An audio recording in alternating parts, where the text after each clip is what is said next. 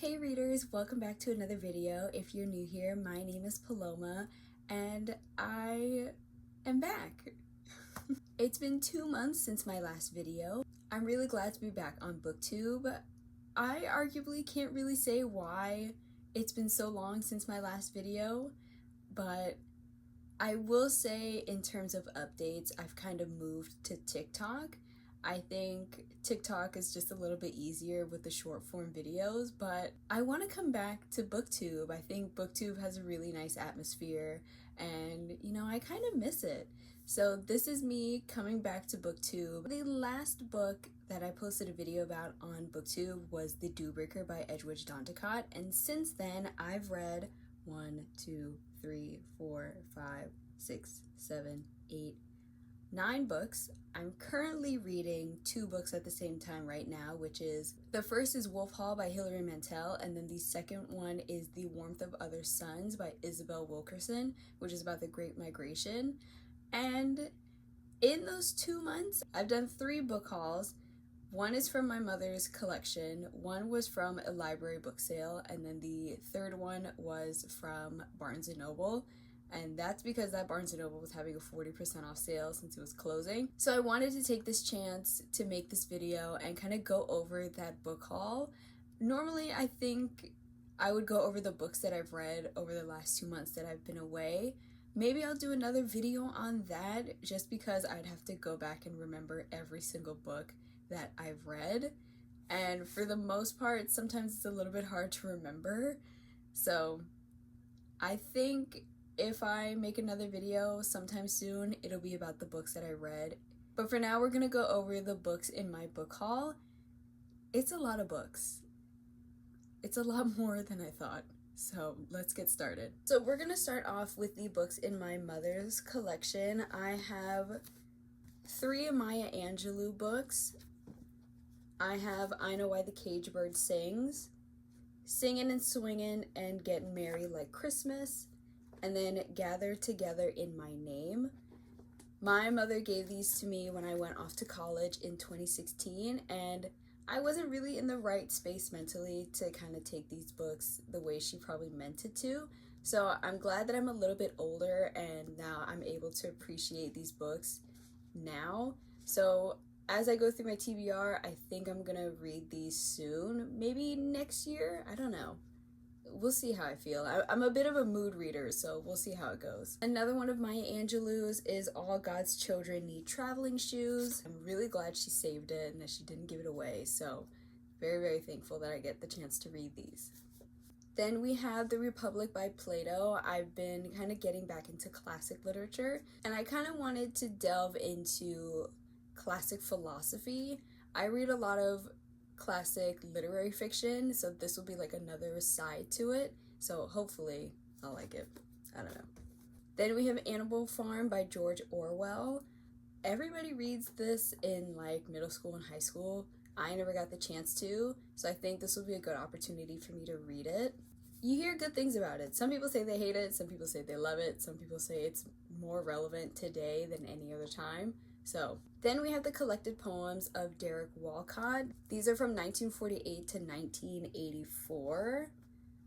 My mom apparently loves Derek Walcott. I've never really read his poetry, so I don't really know what to expect. But I mean, she bookmarked it, so there's gotta be some good poems in there.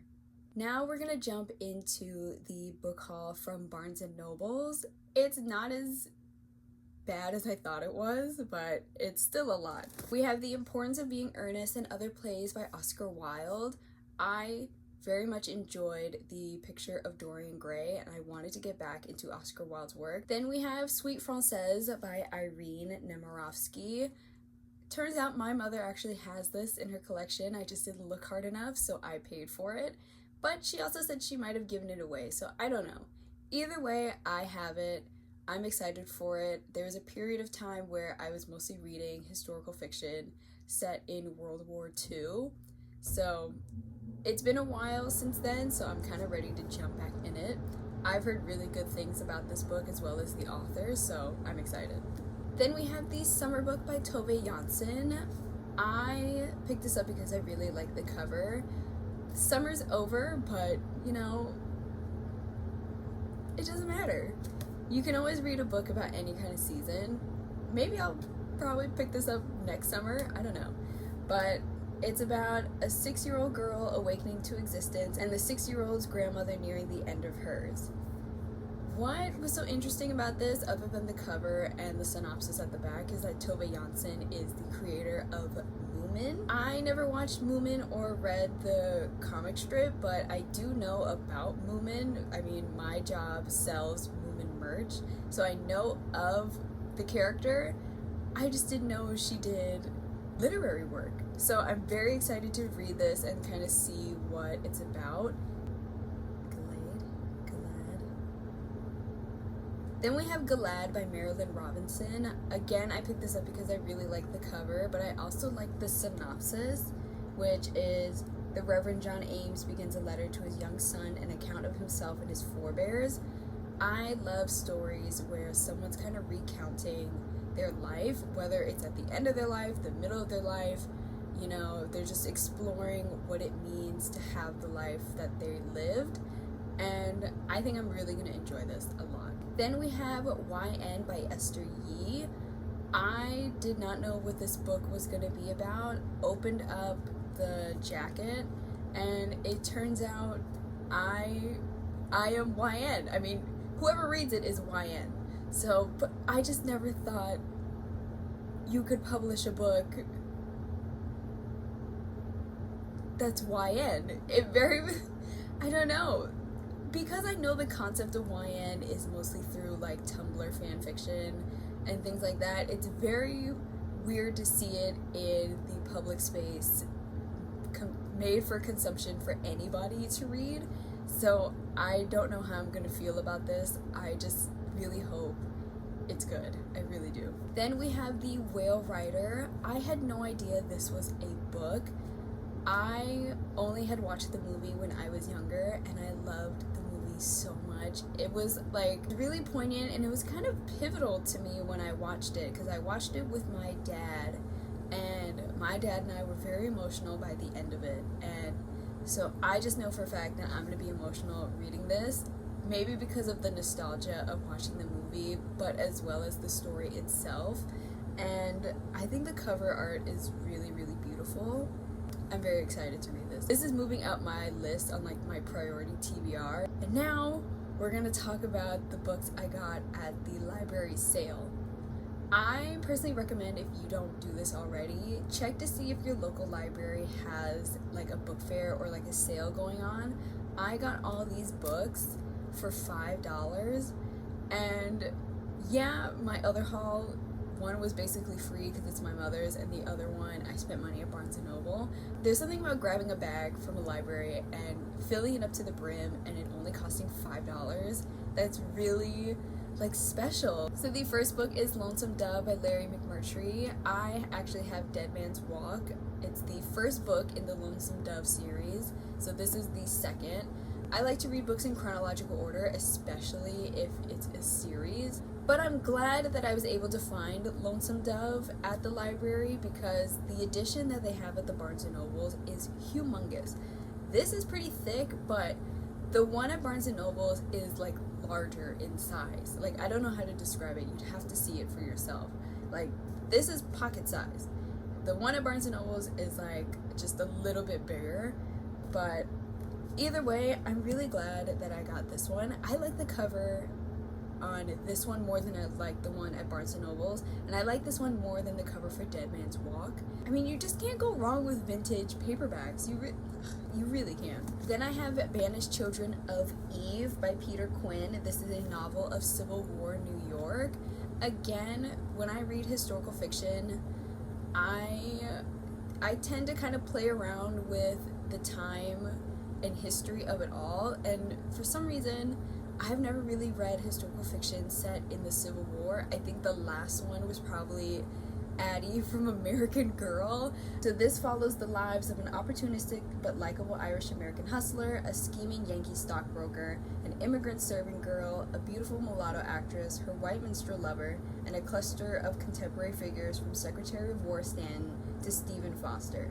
My dad got this for me because he thought I would like it because he knows I love historical fiction. Then we have The Tale of Despero by Kate DiCamillo. I'm really happy I got this.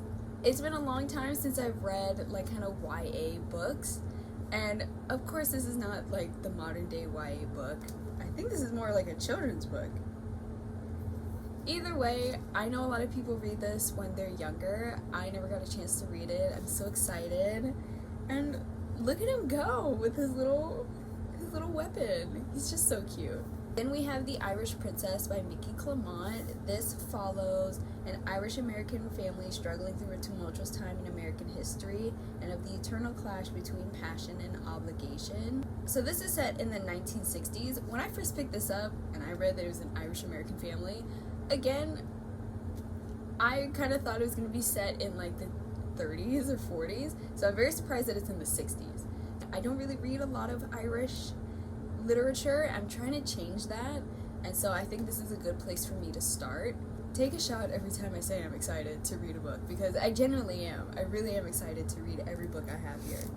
Then we have Valentine by Elizabeth Wetmore. This was on my TBR for quite some time. I think it's an interesting concept. It's 1976 Odessa, Texas, and it's a haunting exploration of the intersections of violence and race, class, and region in a story that plumbs the depths of darkness and fear, yet offers a window into beauty and hope.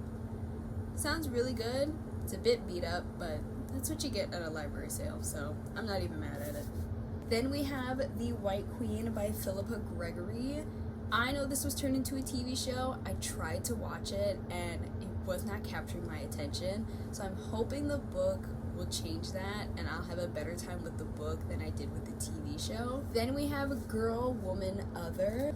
This is a vivid portrait of the state of contemporary Britain and looks back to the legacy of Britain's colonial history in Africa and the Caribbean. Someone on TikTok said that they loved this book, so I am very ecstatic to have this copy and to be able to read it. This was on my TBR for a very long time as well. I think the story is interesting. Again, because I mostly read classics and like literary fiction kind of set in the past, I don't really read a lot of contemporary work, so this will be my chance to do that. And then we have The Midnight Library by Matt Haig. I have a book club, and one of the members was reading this when we went to one of our meetings, but I forgot to ask her what she thought of it.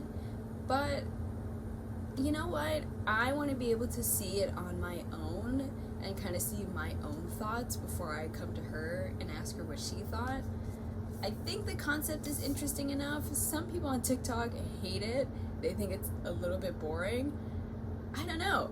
The thing about it is, when I try to read books, I try not to read reviews unless the book has such a wild concept and I'm like, do I really want to read that? Like, is that something that I'm going to be interested in? I kind of didn't watch any reviews on it, maybe one or two, and that's where I found out some people thought it was boring and like lackluster. So I don't know. I'm going to try and go through the book with a clean slate of mind and see how I feel about it. I hope to come back to booktube and kind of post a bit more on the regular. The thing about it is, I get kind of overwhelmed making videos and like making a schedule, having to post, do this, do that, that kind of thing. So it was easier for me to post on TikTok and kind of just hit post and go. You know what I mean? But I want to challenge myself and come back to booktube and kind of do more in-depth analysis on the books that I'm reading, because TikTok is fine, but you know, it's that app where people's attention span is like almost like rail thin. So when you're making these videos, you kind of have to get to the point very fast. Hopefully you guys will see more of me. If there's any kind of content that you think I should post about, you know, let me know. But if you don't already follow me on TikTok, the account name is the same. It's Paloma's Library. But that's all for this video. I hope to see you in the next one. Bye!